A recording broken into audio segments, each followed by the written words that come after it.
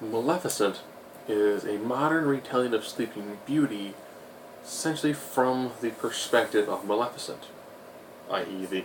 the evil fairy godmother, or evil fairy. If you watch the original animated version, she's the one who performed the curse and became an awesome looking dragon. So this is the retelling of the story from her point of view. Similar to something like Wicked, tangentially like Oz, the Great and Powerful, and also kind of like the Star Wars prequel trilogy, where you're learning more about a villain who initially you just saw a small snippet of. So now you get to know a decent amount about her background, why she did what she did, why she looks different from some of the other fairies, and all of her motivations. So if you don't know the plot of Sleeping Beauty, a king and queen have a daughter. Their kingdom is bordered by the Moorlands, which is where lots of the fey creatures live.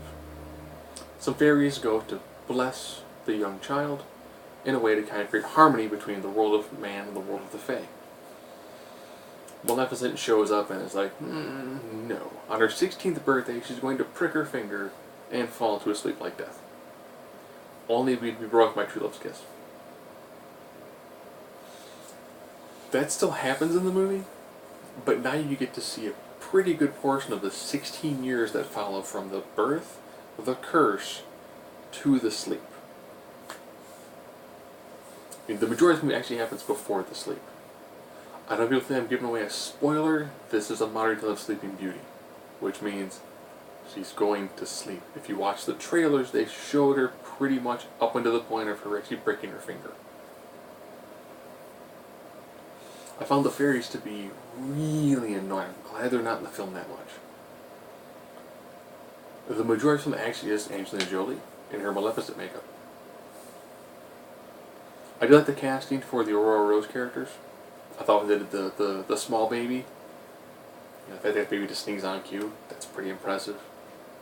When they had to do some of the older one, which ended up being one of Angelina Jolie's kids, I thought that moment, it seemed kind of obtuse where it hit the movie, but as it progressed and Aurora Rose got older, and you saw a relationship between Aurora Rose and Maleficent,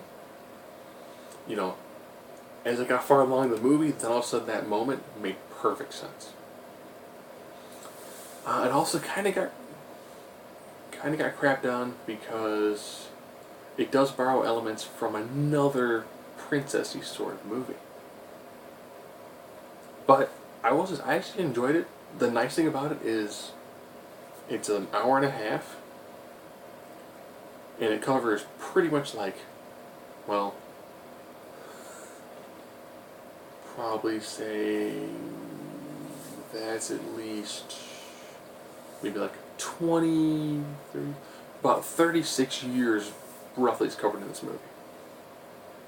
So it doesn't feel like they actually really taken any real downtimes. It doesn't get overly CGI in some spots. It does have a nice, good flow to it. I do like how a lot of the way the movie is shot is dependent entirely on Maleficent's emotions. That was good. When she's happy, everything is bright and cheery. When she's sad, pissed off, everything is dark and dreary. I thought that worked pretty well. All in all, this is actually a pretty decent flick. Could you watch it with kids? Not so much. It's got some moments where you're kind of like, this is probably kind of frightening for a baby, or a toddler, or a young kid.